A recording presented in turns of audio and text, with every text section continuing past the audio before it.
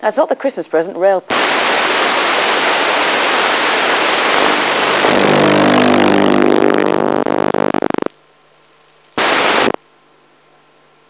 Armed troops patrolling the streets of their capital.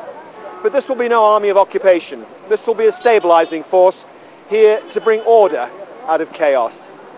By sunrise, the troops will have arrived in Kabul, setting in train a mission that is hoped will, for the first time, help guide Afghanistan onto a new road towards a more peaceful future. Peter Sharp, Sky News in Kabul.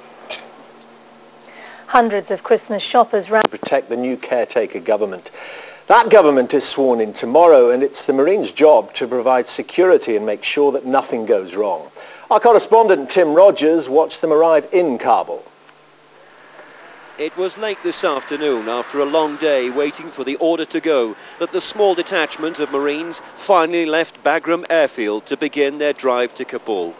Aside from the special forces who've been operating inside Afghanistan for weeks, these are the first regular British soldiers to see service on Afghan soil for almost 100 years.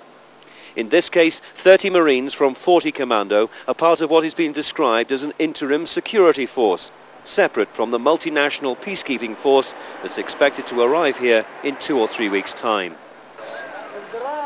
With light falling today, the Marines were greeted with enthusiasm. It had been thought they would escort delegates arriving for the ceremony to inaugurate the new interim government here tomorrow. But they chose to make alternative arrangements instead.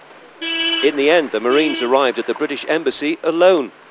Their spokesman later denied that the Afghans had declined their offer of security. The reality on the ground today was you had a very busy airfield with lots of aircraft coming and going, and indeed you have lots of vehicles coming and going. And the simple fact is that the two didn't marry up. So while the Marines have completed their first official mission, it didn't turn out to be quite what they'd expected. Tonight they've been restricted to the British Embassy compound.